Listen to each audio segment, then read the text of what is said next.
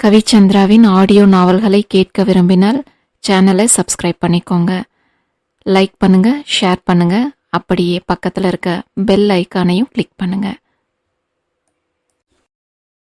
சிந்தை 20. விரக்தியின் உச்சகட்டம் என்பார்களே, அப்படி ஒரு நிலையில் தான் இருந்தால் மித்ராவும் இப்போது.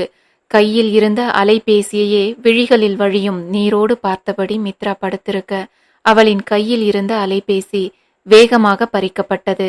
அதில் திடுக்கிட்டு திரும்பியவள் அங்கு நந்தனை கண்டு எழுந்து கொள்ள முயல. அதற்குள் மித்ராவின் அலைபேசியில் இருந்து கௌரிக்கு அழைத்திருந்தான் நந்தன். அவன் செய்வது புரியாமல் திகைத்தவள் நந்தனை தடுக்க முயல்வதற்குள் அந்த பக்கம் கௌரி அழைப்பை ஏற்றி இருந்தார். ஹலோ, என்னடி போன் போடுற அளவுக்கு துளுத்து போச்சோ என்று எடுத்ததும் துவங்கியவரை, ஷ், இதுக்கு மேல ஒரு வார்த்தை பேசினாலும் அடுத்து பேச வாய் இருக்காது என்ற நந்தனின் குரல் தடுத்து நிறுத்தியது. அதில் முதலில் திகைத்து நின்றவர், எனது வாய் இருக்காதா, அந்த மானங்கெட்டவ என அப்போதும் அடங்காமல் பேசியவரை, மானங்கெட்டவங்கன்னு பார்த்தா உன்னையும் உன் பிள்ளையையும் அடிச்சுக்க இந்த உலகத்திலேயே ஆள் இல்லை. அப்படி மானத்துக்கு பயந்து சாகணும்னா நீங்க 2 பேரும் தான் முதல்ல சாகணும். ஆனா நீங்க அப்படியெல்லாம் செய்ய மாட்டீங்க.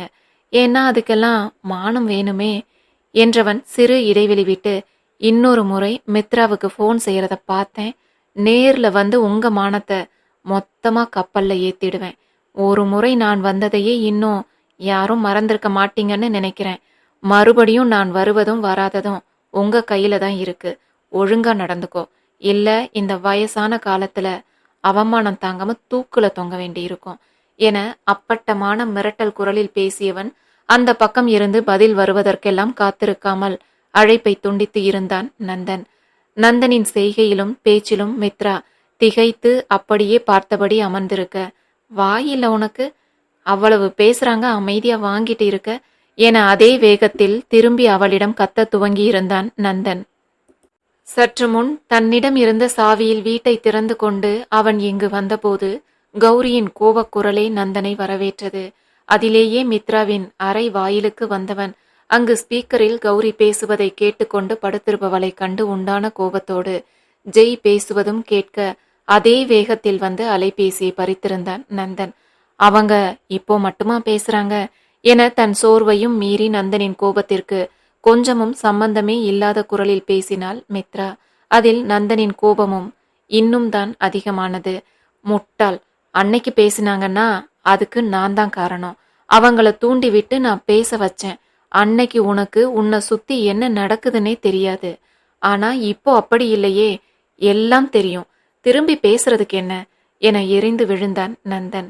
ஆனால் அப்போதும் வெகு சாதாரணமாக, அதனால ஏதாவது மாறப்போகுதா என்ன என்றவள் அவ்வளவு நேரம் அமர்ந்திருந்ததே அதிகம் என்பது போல் சோர்வோடு விழி மூடி பின்னால் சாய்ந்தாள் மித்ரா.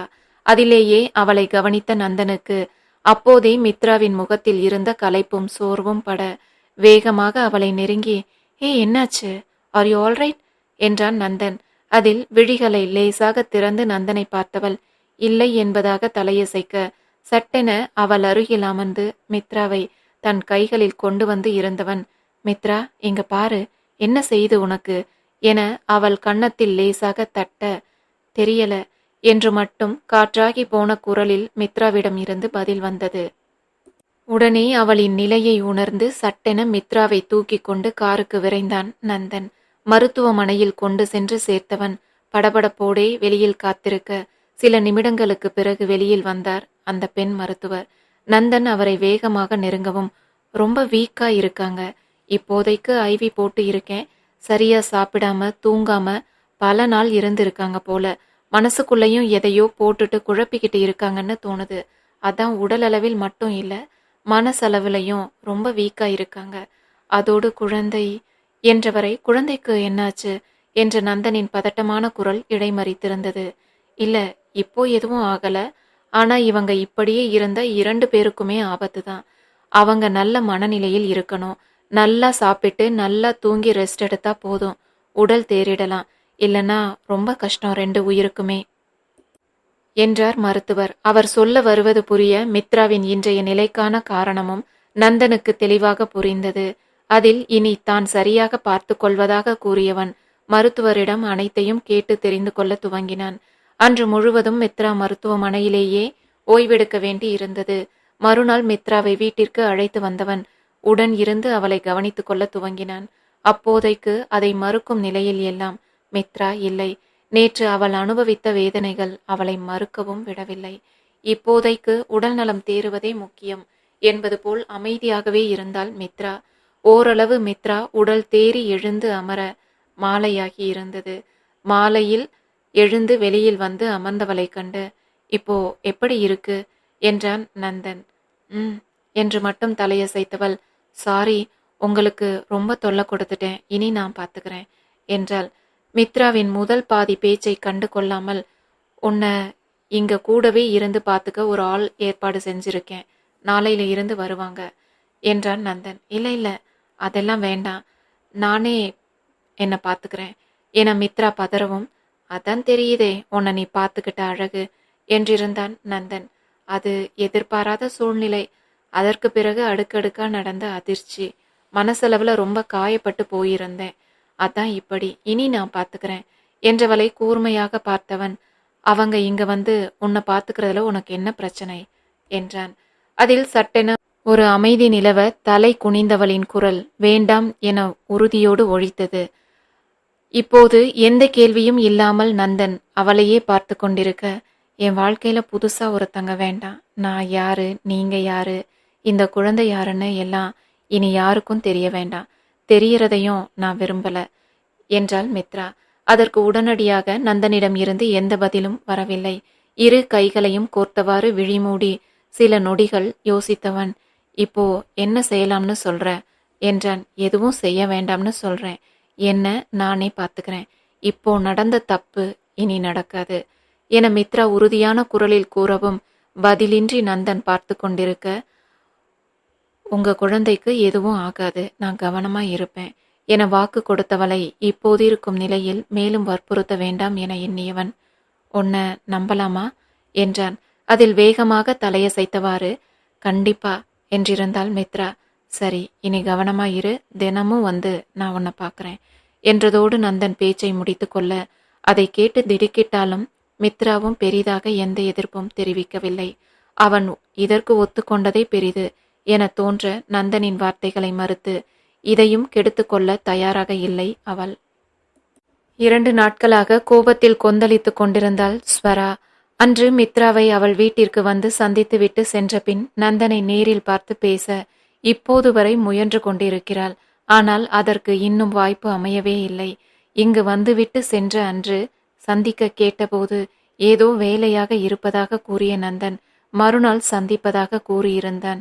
ஆனால் அதற்கு அடுத்த நாளும் அப்படியே தள்ளி கொண்டு சென்றது. நேற்று விடுமுறை நாள் என்பதால் ஸ்வரா காலையிலேயே நந்தனை சந்திக்க வீட்டிற்கு கிளம்பி சென்று இருந்தும் கூட அதற்கும் முன்பாகவே நந்தன் எங்கோ கிளம்பி சென்று விட்டிருந்தான். அதில் உண்டான கோபத்தில் ஸ்வராவுக்கு அழுகையே வந்துவிட்டது. எப்போதோ ஒருமுறை என்றால் கூட பரவாயில்லை. ஆனால் இதுவே தொடர்கதையானதல். ஒருவேளை நந்தன் தன்னை தவிர்க்கிறானோ என்ற சந்தேகம் அவளுள் ஆழமாக வேரூன்ற துவங்கி இருந்ததன் வெளிப்பாடே இந்த கண்ணீர். அதே சந்தேகத்தோடு நந்தனுக்கு அழைத்திருந்தவள் அழுகையோடு பேசவும் அப்படி எதையும் திட்டமிட்டு செய்யாததால் இதையெல்லாம் கேட்டு பதறி போனான் நந்தன். அதன் பின் அவளுக்கு தன் சூழ்நிலையை விளக்கி அனைத்தையும் புரிய வைத்தவன், ஒரு அவசர வேலையா பக்கத்து ஊர் வரைக்கும் வந்து இருக்கேண்டா, நாளைக்கு காலையில தான் திரும்பி வர முடியும், நாம நாளை மாலை சேர்ந்து வெளியில் போவோம், அப்படியே இரவு உணவையும் ஸ்பெஷல் டின்னரா சேர்ந்தே சாப்பிட்றோம், சரியா என்று வாக்களித்து இருந்தான். அதில் கொஞ்சம் மனம் தேறி இருந்தவள் நந்தன் சொல்லியிருந்த நேரத்திற்கு தயாராகி காத்திருக்க துவங்க நந்தன் வராமலே போனான். அதில் உண்டான கோபத்தோடு முதலில் அவனுக்கு அழைக்க முயன்று அது எடுக்கப்படாமலேயே போகவும் உண்டான பயத்தோடு ஜானை தொடர்பு கொண்டாள் ஸ்வரா. ஜானோ, சார் செகந்திராபாத் வந்தாச்சு மேம், அவங்கள பார்க்க போயிருக்கார் என தனக்கு தெரிந்த தகவலை பகிர்ந்து கொள்ள இன்னும் ஆத்திரமானாள் ஸ்வரா. தன்னோடு வெளியில் வருவதாக சொல்லிவிட்டு அவளை பார்க்க சென்றது ஒரு வகையில் ஆத்திரத்தை வரவழைக்க போதுமானதாக இருக்க, அதிலேயே தன்னையும் தன் அழைப்பையும் புறக்கணிக்கிறான் என்பது மேலும் ஆத்திரத்தையும் வலியையும் உண்டாக்கி இருந்தது. இங்கு மருத்துவமனையில் மயக்கத்தில் இருக்கும் மித்ராவின் அருகில் அமர்ந்திருந்த நந்தன் அவளுக்கு இடையூறாக இருக்கும் என தன் அலைபேசியை சைலண்டில் போட்டுவிட்டு சற்று தள்ளி வைத்து இருந்ததனால் ஸ்வரா அழைத்தது அவன் கவனத்திற்கு வராமலே போனது. வெகு நேரத்திற்கு பிறகு அலைபேசியை எடுத்தவனுக்கு ஸ்வராவிடமிருந்து தவறவிடப்பட்ட அழைப்புகள் பல வந்து இருப்பதை கண்ட பிறகே அவளுக்கு தான் கொடுத்திருந்த வாக்குறுதி நினைவுக்கு வந்தது. உடனே அவளை தொடர்பு கொண்டவன் தன் இப்போதைய சூழ்நிலையை விளக்கி, இப்போதைக்கு வர முடியாது வரு, உனக்கு முன்னையே இன்ஃபார்ம் செஞ்சு இருக்கணும், மறந்துட்டேன் எனும் போதே மித்ராவை பரிசோதிக்க மருத்துவர் அறைக்குள் வருவதைக் கண்டவன் அப்படியே அழைப்பை துண்டித்து இருந்தான் நந்தன். தன்னிடம் முழுதாக கூட பேசாமல் பாதி பேச்சிலேயே அழைப்பை துண்டித்த நந்தனின் செய்கை ஸ்வராவுக்கு அவன் தன்னை புறக்கணிப்பதை உறுதி செய்வது போல தோன்றவும் அவளுள் எழுந்த ஆத்திரத்தில் அப்படியே அமர்ந்து விட்டாள் ஸ்வரா. பாதி பேச்சில் நந்தன் அழைப்பை துண்டித்ததனால் மீண்டும் அவனாக அழைக்கும் வரை தான் அழைக்கக்கூடாது என தனக்குள்ளேயே பல 100 முறை சொல்லிக் கொண்டவள் ஒரு உறுதியோடு அமர்ந்திருக்க மறுநாள் விடிந்தும் கூட நந்தனிடம் இருந்து எந்த அழைப்பும் வராமலே போனது.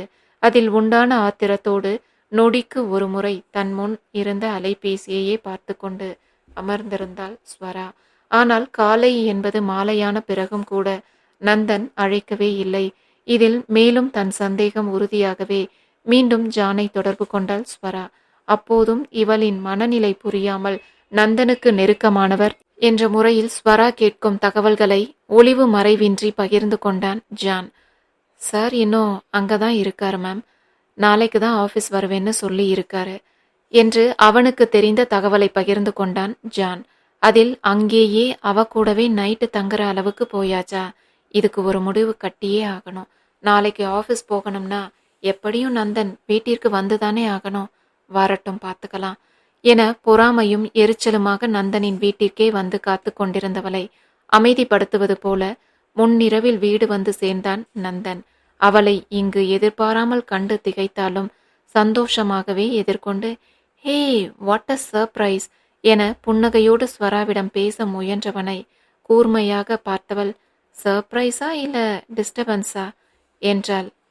என்ன உளர்ற, நீ எப்படி எனக்கு டிஸ்டர்பன்ஸா இருப்ப என்று புரியாமல் அவளை பார்த்தவன், ஜஸ்ட் 5 மினிட்ஸ் கொடுடா, ஒரு குளியல் போட்டுட்டு வந்துடுறேன் என தன் அறைக்குள் புகுந்து கொள்ள 2 நாட்களாக அவள் வீட்டில் இருந்துவிட்டு வந்திருக்கிறான் என்ற எண்ணமே ஸ்வராவை இங்கு பைத்தியமாக்கி கொண்டிருந்தது.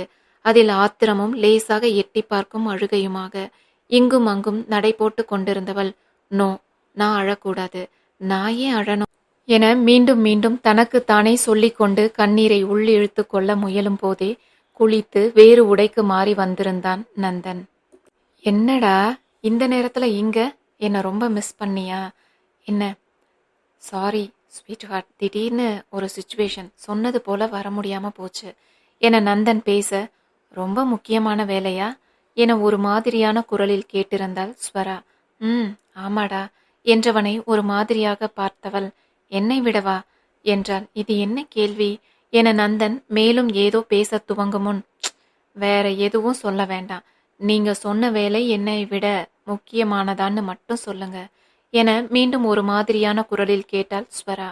இதில் அவ்வளவு நேரம் இருந்த இலகுத்தன்மை காணாமல் போக அவளை ஒரு மாதிரியாக பார்த்தவன், என்னாச்சு உனக்கு எனவும், எனக்கு எதுவும் ஆகல, புதுசா உங்களுக்குத்தான் என்னவோ ஆகியிருக்கு எனும் போதே ஸ்வராவுக்கு அதுவரை அடக்கி வைத்திருந்த அழுகை அவளின் கட்டுப்பாட்டையும் மீறி வர துவங்கியது. ஏய் என்னம்மா இது என நந்தன் அவளை நெருங்கி சமாதானம் செய்ய முயல, இப்போ நீங்க எங்க இருந்து வர்றீங்க என்றிருந்தாள் ஸ்வரா. செகந்திராபாத்தில் இருந்து. ஏன் என நந்தன் அப்போதும் சாதாரணமாகவே கேட்க, மித்ரா வீட்டிலிருந்து, சரியா என்றவளின் குரலில் இருந்த மாறுபாடு அப்போதே அவனுக்கு தெளிவாக புரிந்தது. அதில் எதையோ தவறாக புரிந்து கொண்டிருக்கிறாள் என்று எண்ணியவன் மித்ராவின் நிலையை முழுவதுமாக விவரித்தான்.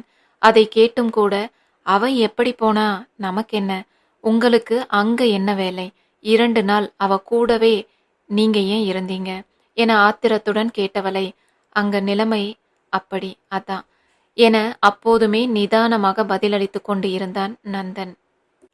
அவ எப்படி போனா எனக்கென்ன, நீங்க ஏன் அவளை பார்த்துக்கணும் என்று அப்போதும் ஆத்திரம் கொஞ்சமும் குறையாமல் கேட்டவளைக் கண்டு கோபப்படாமல், அப்படி எப்படி வரு விட முடியும் என்றான் நந்தன். ஏன் விட முடியாது? என்கிட்ட என்ன சொன்னீங்க? எல்லா வகையிலும் உங்க வாழ்க்கையில இருந்து அவ போயிடுவா, நாம அதுக்கப்புறம் கல்யாணம் செஞ்சுக்கலாம்னு தானே சொன்னீங்க. இப்போ எதுக்கு என்ன அவாய்ட் பண்றீங்க? எதுக்கு அவளை பார்க்க போறீங்க? அவளுக்கு உதவி செய்றீங்க என ஆத்திரத்தோடு கத்தினாள் ஸ்வரா. இங்க பாருடா, நீ ஏதோ தப்பா புரிஞ்சிட்டு இருக்க. நான் ஏன் உன்னை அவாய்ட் பண்ணணும்? அங்க நேத்து அவ இருந்த நிலைக்கு அப்படியே விட்டுட்டும் வர முடியாது. அங்க அவ கூடவும் யாரும் இல்ல வேற. அதான் நான் அங்க இருக்க வேண்டி வந்தது என்றான் நந்தன். அதைத்தானே நானும் கேட்கிறேன். நீங்க ஏன் அவளை பார்த்துக்கணும் என்றவளுக்கு எப்படி புரிய வைப்பது என தெரியாமல் விழித்தான் நந்தன். அவனின் அமைதி ஸ்வராவிற்குள் ஏதேதோ கற்பனைகளை கட்டவிழ்த்து இருக்க, பொண்டாட்டிங்கிற பாசமா என்றால் வெறுப்போடு.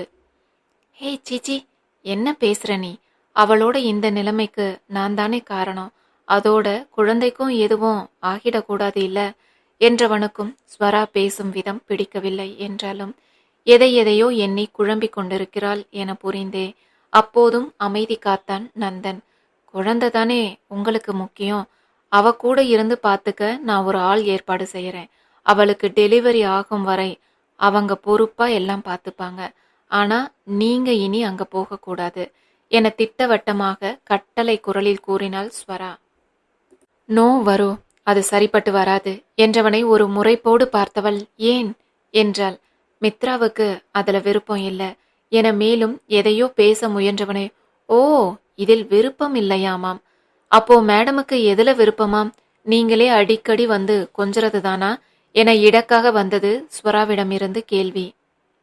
வரு என்று எச்சரிக்கை குரலில் நந்தன் பேச துவங்கும் முன், என்ன வேற எப்படி யோசிக்க சொல்றீங்க நந்து? அவ விருப்பத்தை பத்தியெல்லாம் நீங்க ஏன் கவலைப்படுறீங்க? விருப்பம் இல்லைன்னா தனியா கிடந்து சாகுன்னு விட வேண்டியது தானே என்றிருந்தால் எரிச்சலோடு ஸ்வரா. அதான் என் பயமே. என் அத்தை இப்படித்தானே இதே நிலையில தனியே இருந்து கஷ்டப்பட்டாங்க. அதையே என்னால எப்படி அவளுக்கு செய்ய முடியும்? நோ, என்னால முடியாது. என்ன ஆனாலும் சரி, குழந்தை பிறக்கிற வரைக்கும் நான் இனி தினமும் அங்க அவளை பார்க்க போவேன் என்று அழுத்தம் திருத்தமாக உறுதியோடு ஒலித்தது நந்தனின் குரல். தான் இவ்வளவு சொல்லியும் அதை கொஞ்சமும் மதிக்காமல் அவளை பார்க்க, அதுவும் தினமும் போவேன் என்றவனை கண்டு உண்டான ஆத்திரத்தில், ஓஹோ, தினமும் போவீங்களா? அவ வாயும் வயிறுமா இருக்கான்னு போறீங்களா, இல்ல மூக்கு மொழியுமா இருக்கான்னு போறீங்களா என்றவளை அதுவரை இருந்த அமைதி காணாமல் போயிருக்க சட்டென திரும்பி பார்த்தான் நந்தன். என்ன சொன்ன? என்ன பார்த்தா உனக்கு அப்படி தெரியுதா?